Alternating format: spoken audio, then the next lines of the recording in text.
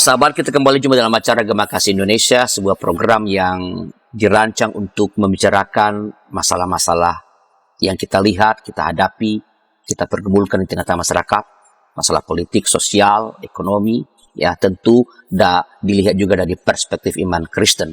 Bersama saya Pendeta Rosa sebagai pemandu percakapan kita. Dan pada episode kali ini kita akan berbicara tentang korupsi dan tantangan demokrasi. Dan untuk mempercakapkan ini sudah datang di studio narasumber kita yang tidak asing lagi bagi Anda, Bapak Pendeta Darwin Darmawan. Selamat datang Pak Darwin. Terima kasih Pak Denus. Ya, terima kasih selalu berkomitmen untuk memberi pencerahan di acara Gema Kasih Indonesia. Ya, Pak Pendeta Darwin adalah pendeta GKI dengan tugas khusus sebagai sekretaris satu dari BPM SWGKSW Jawa Barat, sedang menyelesaikan disertasi di UI di Fakultas Sospol ya Pak. Ilmu politik ya. Jadi kalau ngomong masalah negara, demokrasi, kita punya narasumber yang tepat karena memang itu ilmu yang ia tekuni dan seorang pendeta ya. Jadi dalam ada dua hal dalam dirinya sekaligus, seorang pendeta, seorang teolog dan seorang yang mendalami ilmu politik. Pak Darwin, kita bicara mengenai korupsi dan tantangan demokrasi.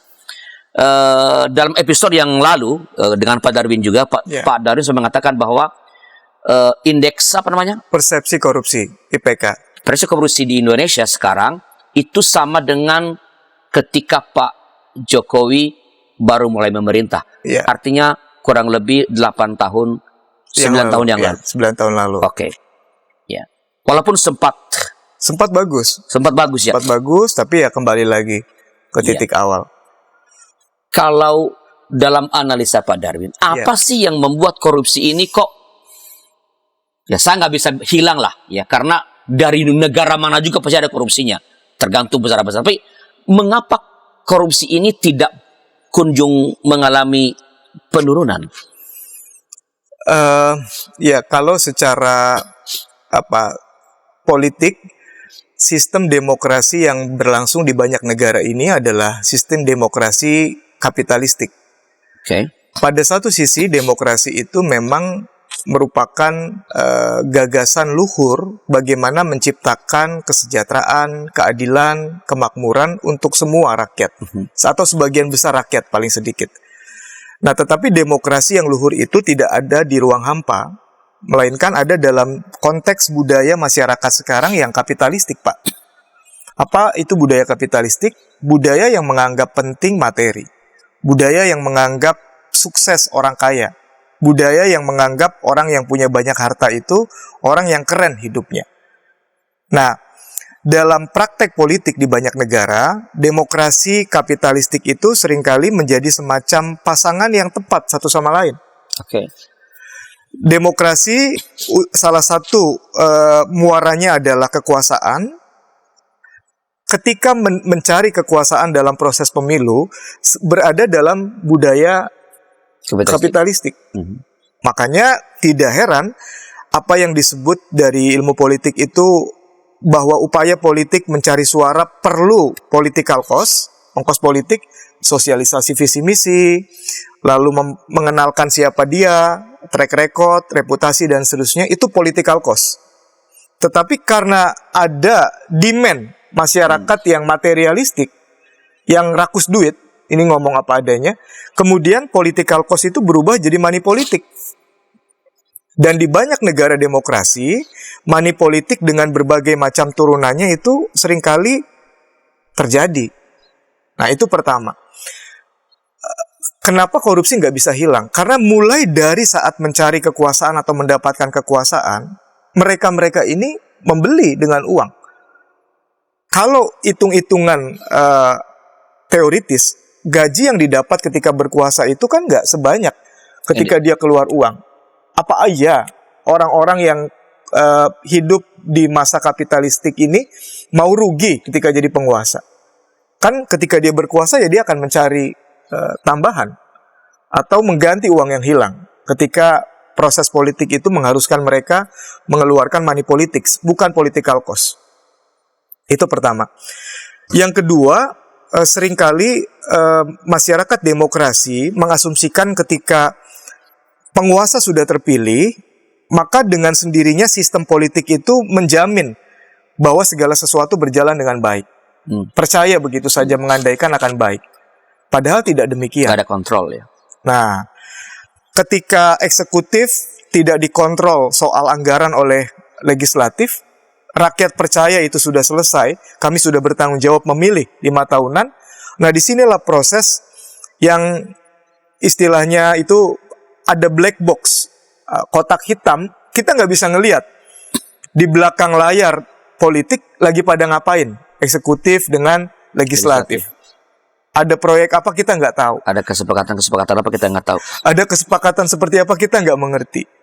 Nah, seringkali ini yang juga membuat orang bisa secara sembunyi-sembunyi melakukan tindakan koruptif. Tapi yang menurut saya mendasar sih Pak, karena budaya materialisme itu sangat kuat. Apalagi ada pepatah Tiongkok yang bilang, tidak ada satu orang pun yang kuat menahan peluru emas. Uang materi itu susah ditolak, gitu kira-kira. Apakah kalau begitu dapat saya katakan bahwa kalau tingkat korupsi ini masih belum menurun juga, itu bukan pertama-tama karena para pelaku politik kita sebenarnya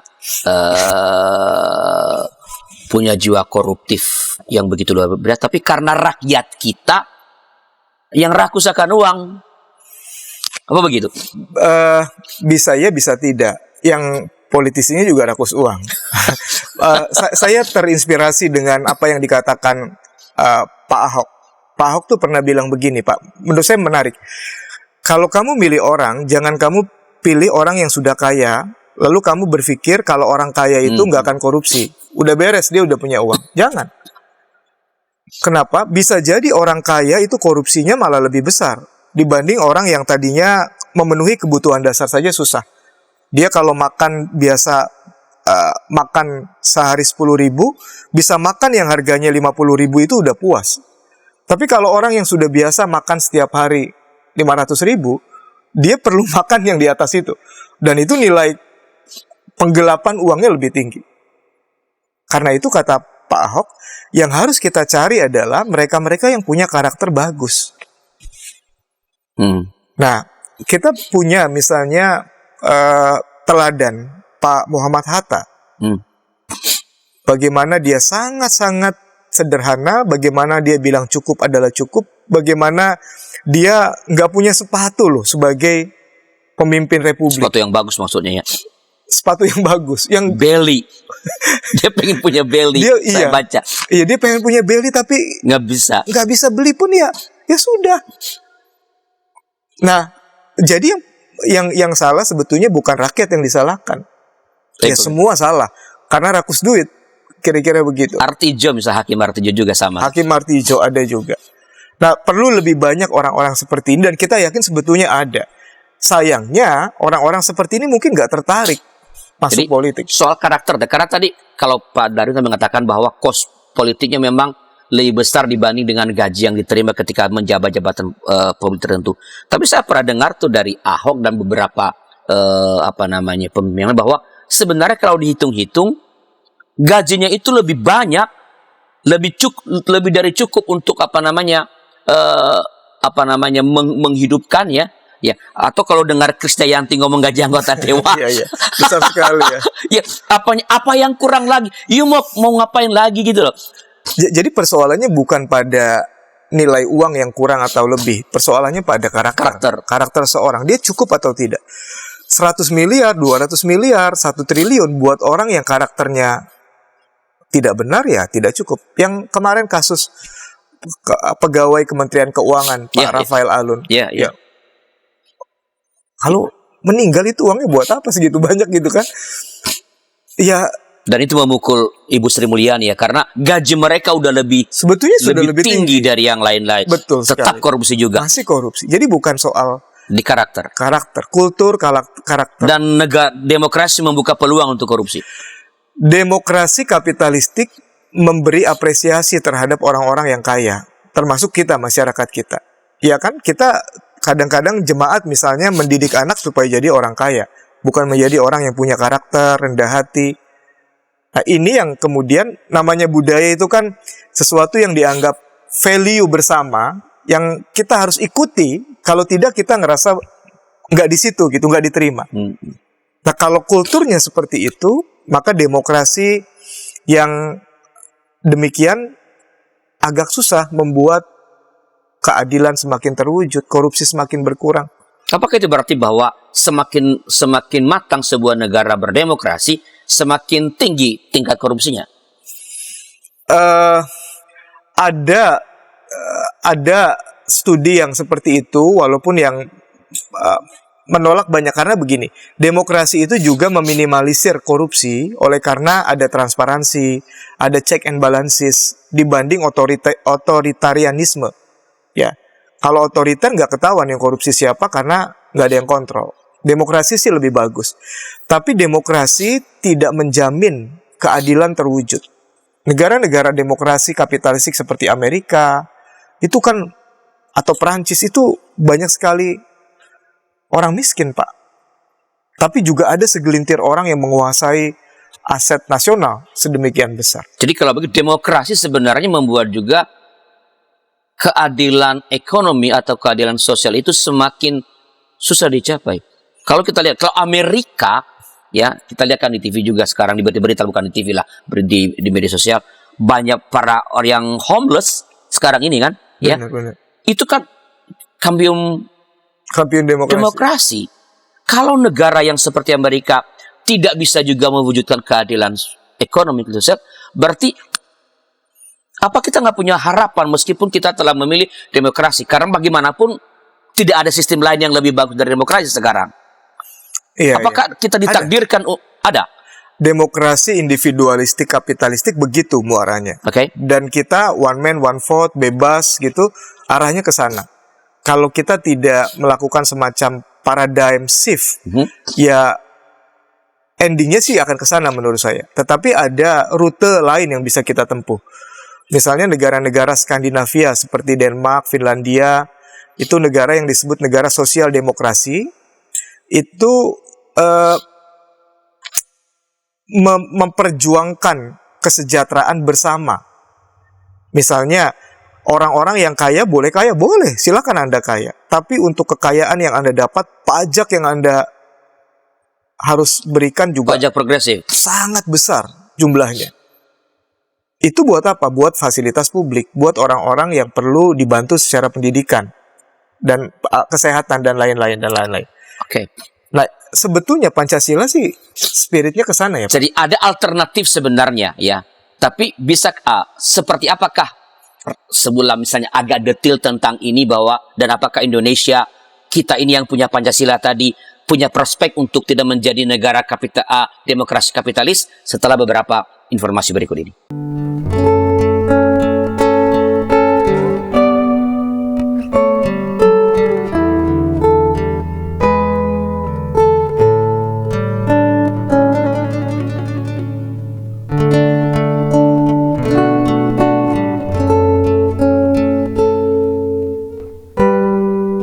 Kita jumpa dalam acara pembangunan jemaat kerjasama antara YKB GKI dan LPP. Pembangunan jemaat setiap Senin pada minggu kedua dan keempat pukul 8 malam waktu Indonesia Barat. Dapat Anda nikmati di channel YKB GKI TV.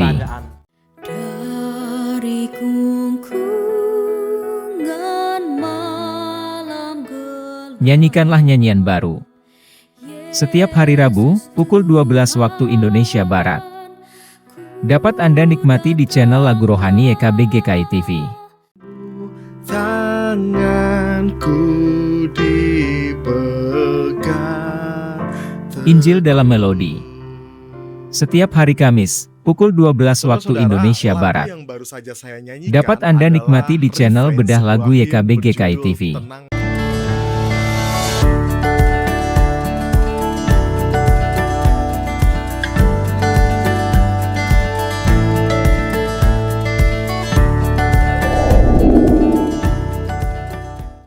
Sahabat, mari dukung pelayanan dan pekabaran Injil melalui YKB dengan membagikan link acara ini kepada sebanyak mungkin orang. Dukungan juga dapat saudara lakukan dengan mentransfer dukungan finansial ke rekening BCA ke nomor 450 305 2990 450 305 2990 atas nama Yayasan Komunikasi Bersama.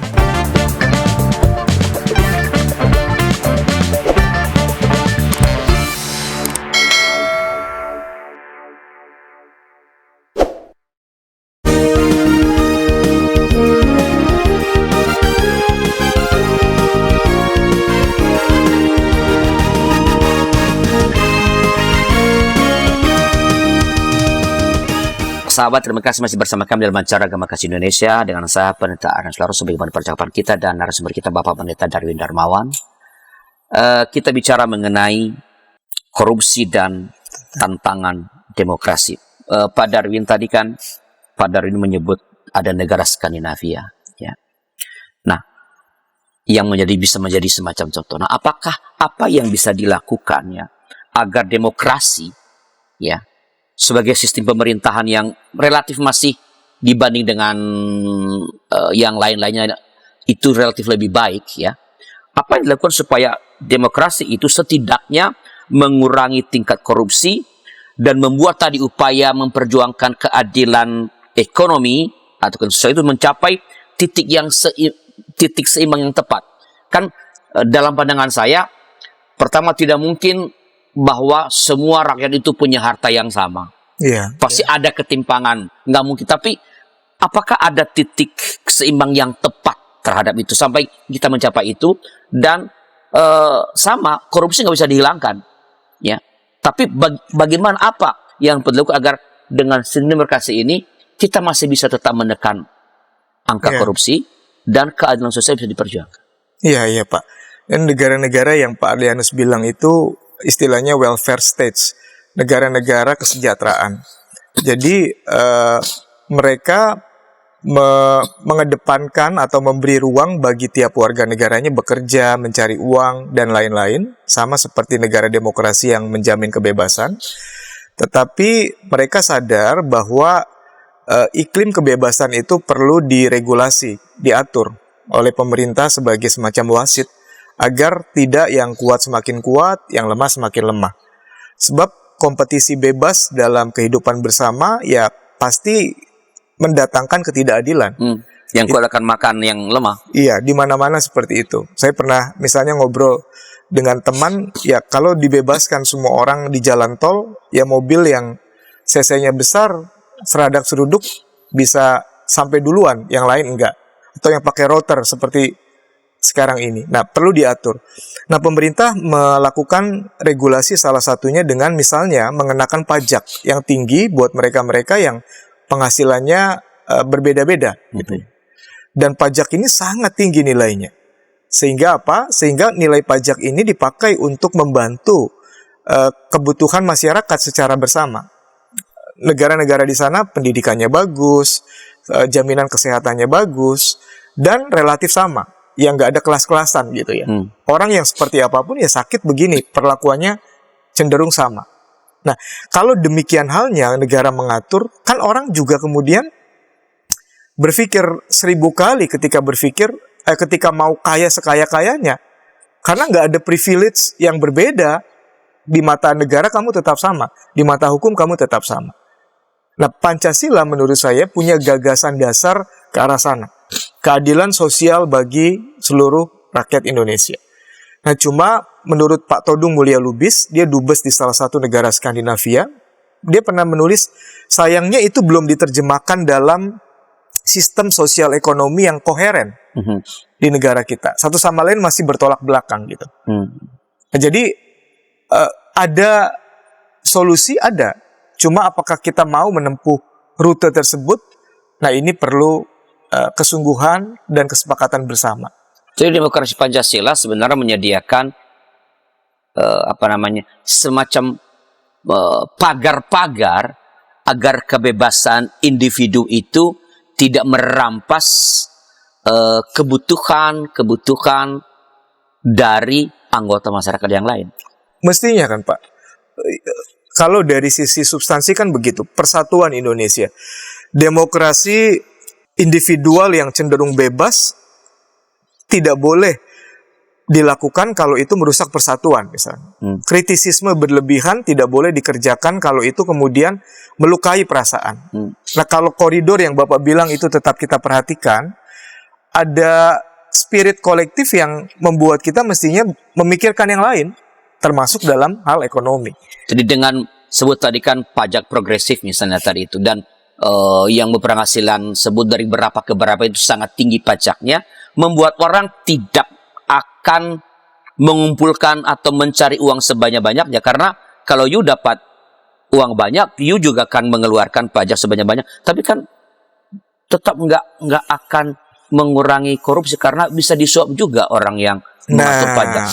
Masalahnya itu, ya pegawai pajak bisa main mata.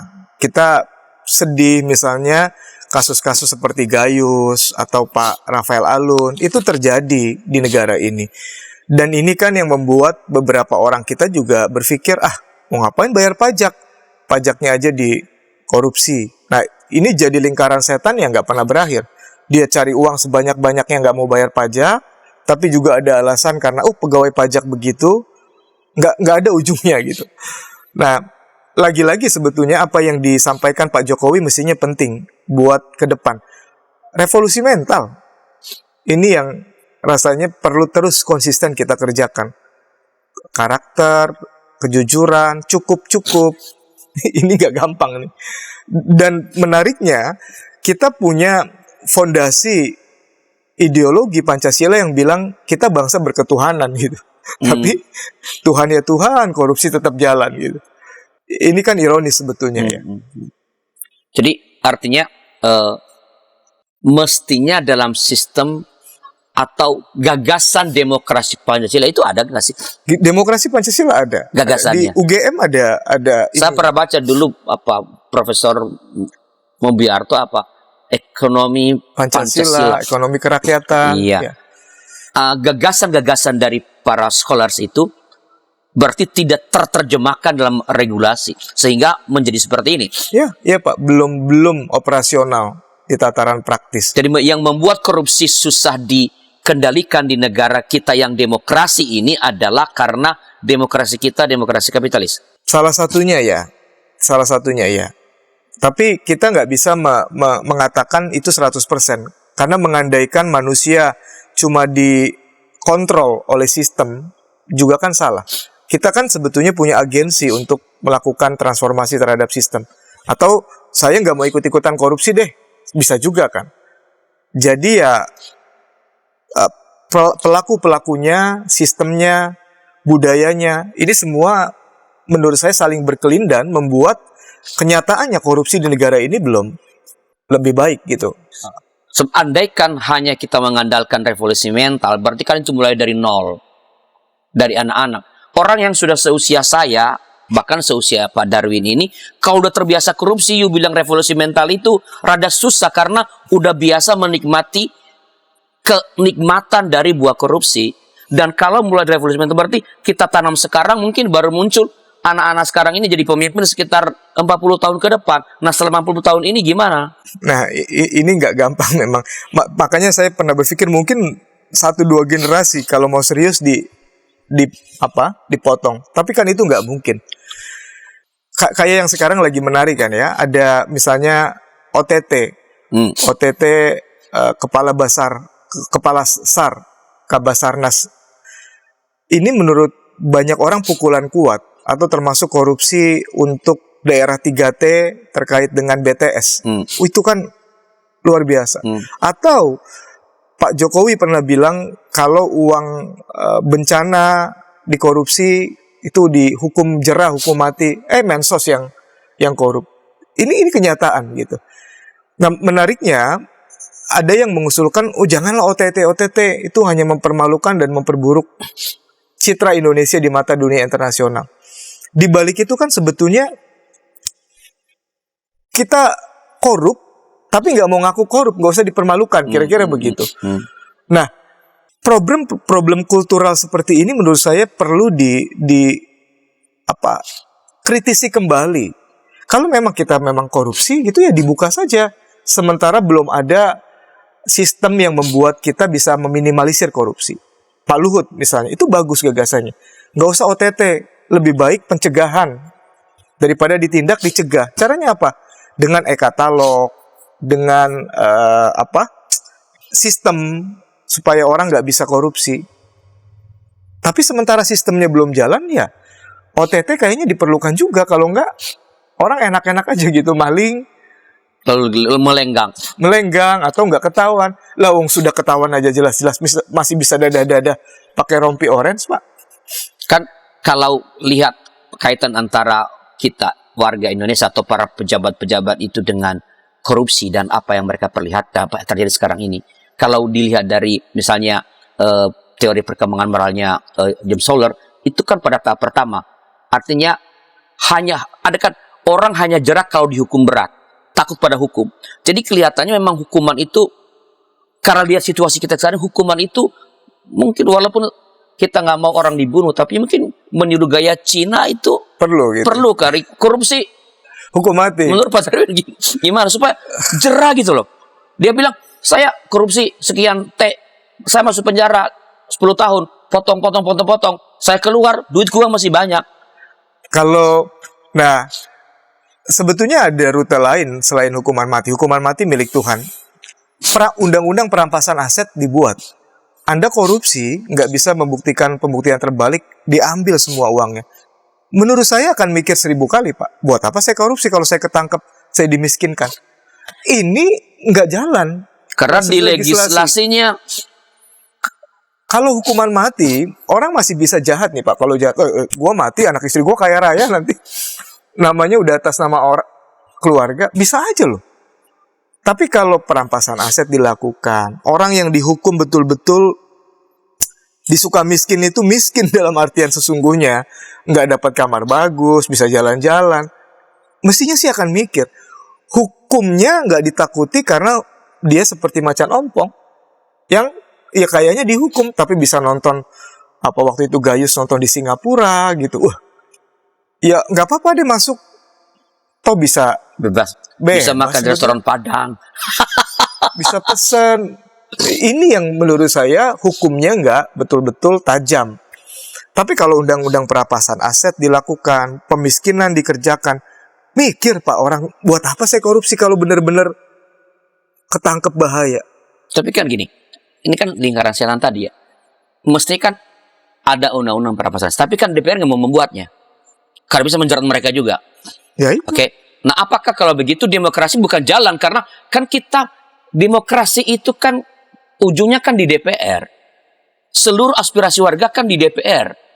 Nah, kalau DPR-nya tidak mendengar itu, apa kita perlu pada bagian tertentu perlu menjadi negara otoriter kayak Cina begitu, untuk bagian khusus untuk korupsi gitu loh? Dalam kehidupan bersama yang besar seperti Indonesia, dengan carut-marut dan kompleksitas masalahnya, kadang-kadang otoritarianisme diperlukan. DPR dipaksa aja, yuk bikin undang-undang sekarang. Iya. Perampasan aset. Itu masalahnya nggak demokrasi itu. Jangan suruh bos Tanya dulu bos ketua partai. atau bosnya aja yang dipanggil. Iya, itulah masalah kita sebetulnya. Artinya itu saya bilang tadi, apakah perlu khusus korupsi, bagian korupsi kita perlu gaya otoriter. Nggak usah demokratis untuk itu, karena mesti dimatikan memang. Iya, rasanya perlu keras dari sisi itu. Karena kalau enggak kita bergerak di tempat. 8-9 tahun pemerintahan Pak Jokowi yang betul-betul sebetulnya menjadi aspirasi banyak orang, ternyata dari sisi korupsi Tidak mudah ya. Tidak mudah. Ya. Seorang presiden, ya mungkin nggak tahu. Kita belum mendengar Pak Jokowi korupsi dan berharap begitu Semoga tidak terlibat. ada, ya. Tapi bersih diri sendiri saja. Ya, seorang pemimpin yang jujur, tidak korupsi saja tidak cukup untuk memberantas korupsi di negeri kita. Betul. Perlu tangan besi kelihatannya. Ya, banyak hal bagus, misalnya Freeport bisa diambil alih. Itu kan keberanian seorang leader. Karena sekian puluh tahun terus-menerus susah bisa diambil alih. Ada hal-hal baik sebetulnya, tapi belum cukup. Baik Pak Darwin, memang kalau ngomong korupsi ini nggak ada ujungnya nih, karena penyakit yang udah jadi budaya kan katanya. Jadi Ya. budaya. Jadi di samping tadi kalau boleh, di samping revolusi mental itu mesti mulai dari generasi Bahwa bawah, tapi rasanya undang-undang atau regulasi tentang perampasan aset misalnya, atau ketegasan penegakan hukum terhadap para koruptor itu, rasanya itu yang perlu didorong. Dan kita berharap kita memilih calon-calon kita di DPR. Di negara demokrasi ini kan korupsi tantangan demokrasi, bagaimana kita memilih calon-calon kita yang bisa mendesak agar undang-undang nggak berani menjanjikan bahwa begitu mereka terpilih, mereka dominan di DPR, mereka akan segera merumuskan undang-undang perampasan aset. Berharap begitu. Ada pesan terakhir dari Pak Darwin? Ya, korupsi sesuatu yang bisa saja hadir dalam tiap orang, termasuk diri kita. Maka dari itu, sedapat mungkin kita perlu, kalau pakai dalam bahasa kitab suci, hidup berintegritas dan bersyukur dengan apa yang kita miliki. Tuhan tidak melarang kita kaya, tapi bagaimana mendapat kekayaan dan untuk apa kekayaan itu yang harus kita pikirkan matang-matang sebelum diperbudak harta. Baik, terima kasih Pak Darwin dan terima kasih para sahabat atas kebersamaan dalam acara Gema Kasih Indonesia kali ini. Bila ada masukan-masukan silakan kirim ke kami lewat nomor 812-8188-9191. Terima kasih sekali lagi, sampai jumpa pada episode yang akan datang. Tuhan memberkati.